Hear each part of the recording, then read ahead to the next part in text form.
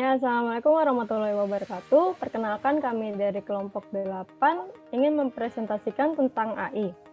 Perkenalkan nama saya Fadila Azizah. Nama saya Fajar Alfian Simanjuntak. Dan nama saya Fajar Mulyana. Ya, next slide.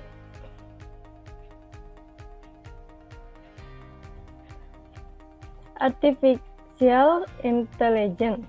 Artificial Intelligence yang biasa disingkat AI atau biasa disebut dengan kecerdasan buatan adalah kemampuan sistem untuk menafsirkan data eksternal dengan benar untuk belajar dari data tersebut dan menggunakan pembelajaran tersebut guna mencapai tujuan dan tugas tertentu melalui adaptasi yang fleksibel.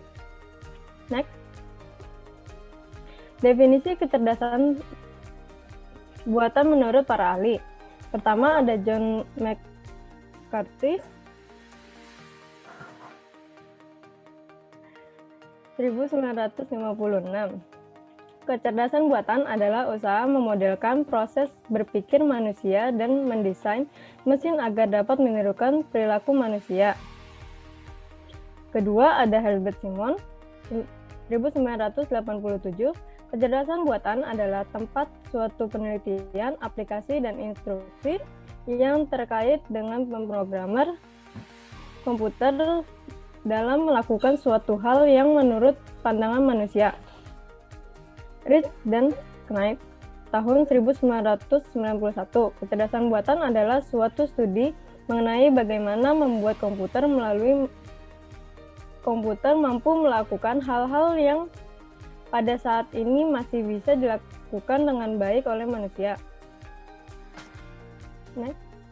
Tujuan Artificial Intelligence.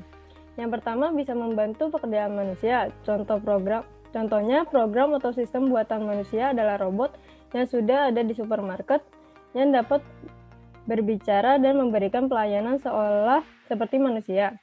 Yang kedua, membuat mesin menjadi lebih pintar. Contohnya adalah komputer yang dulu hanya dapat mengetik saja, namun seiring dengan perkembangan zaman, maka komputer juga dapat dipakai untuk chatting, bermain game, dan lain sebagainya. Yang terakhir, membantu menyelesaikan masalah. Contohnya komputer mempunyai program kalkulator yang mana di dalamnya dapat memecahkan masalah perhitungan dari hitungan biasa hingga hitungan logika. Menjadikan dalam tahap ini kecerdasan buatan bisa berguna sekali untuk masyarakat.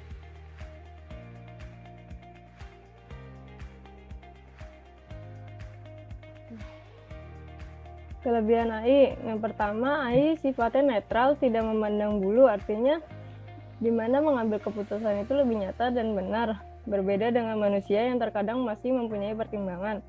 Kedua, kecerdasan buatan sifatnya permanen, artinya tidak dapat diubah kembali, namun bisa dipakai berulang kali.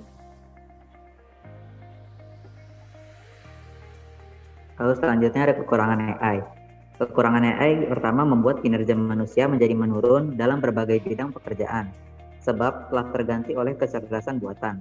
Yang kedua, kemampuan kecerdasan buatan terbatas. Artinya, sistem itu terbatas dapat melakukan hal tertentu, tidak dapat melakukan hal yang lebih seperti manusia. Next. Contoh penerapan AI. Yang pertama ada Face Unlock. Dengan peluncuran iPhone X, Apple meluncurkan cara radikal untuk membuka kunci iPhone hanya dengan menggunakan wajah sebagai kata sandi. Teknologi yang mendasari di balik keamanan terbaru Apple Face ID menggunakan Neural Engine dan pengenalan wajah pada Apple A11 dan silikon selanjutnya dengan membuat peta 3 dimensi dari wajah pengguna, menangkap dan mencocokkan gambar peta wajah selama prosedur membuka kunci. Bahkan berfungsi saat pengguna mengenakan aksesoris seperti kacamata, shell, riasan, dan rambut wajah. Next. Yang kedua ada navigasi Google Maps. Dengan bantuan machine learning, mempelajari tentang perjalanan kerja sehari-hari dan memberitahu tentang perlambatan lalu lintas saat waktunya berangkat. Ini juga dapat mengidentifikasi penundaan dalam sistem transportasi seperti penerbangan, kereta api, dan bahkan bus dengan mempertimbangkan status lalu lintas, kondisi cuaca, dan lainnya. Lalu ada algoritma pencarian Google. Saat mencari sesuatu di Google, Anda pasti melihat beberapa istilah penelusuran mengisi bidang penelusuran secara otomatis. Di balik ini adalah fitur pelengkap otomatis Google yang menunjukkan prediksi saat Anda mengetik istilah penelusuran karakter demi karakter. Google menggunakan kombinasi teknologi di balik mesin pencari terkemuka, termasuk neural networks, deep learning, machine learning, dan artificial intelligence. Dengan seberapa efisien algoritma penelusuran Google, akan sulit membayangkan dunia tanpanya. Lalu ada asisten pribadi. Dengan peningkatan dalam sistem pengenalan suara, sekarang kita dapat melakukan percakapan lengkap dengan asisten digital dengan teknologinya yang mendekati kesempurnaan. Mereka menjawab pertanyaan melalui suara dan memprosesnya menggunakan sistem pengenalan ucapan dan pemrosesan bahasa alami di ponsel dan menampilkan hasilnya melalui ucapan atau teks. Lalu ada perkembangan AI di Indonesia. Di Indonesia, kecerdasan buatan banyak dimanfaatkan pada berbagai industri, di antaranya industri pendidikan, kesehatan, manufaktur, jasa, dan produk. Selain industri manufaktur yang sudah banyak mengaplikasikan kecerdasan buatan di bidang produksi, sudah banyak juga sekolah yang memanfaatkan sistem penilaian hasil pembelajaran dengan menggunakan kecerdasan buatan. Perusahaan-perusahaan yang mulai mengembangkan AI di Indonesia antara lain adalah perusahaan multinasional seperti Google, Alphabet, dan Facebook. Perusahaan telekomunikasi seperti PT Telkom, Telkom Sigma, dan Excel Axiata. Tumbuhnya startup di AI juga akan menarik talenta-talenta potensial, baik domestik maupun internasional yang mendorong dinamika ekosistem industri AI. Oleh karena itu, startup AI perlu terus ditumbuhkan dan didukung oleh peranan kuat seperti pemerintah dan perusahaan besar.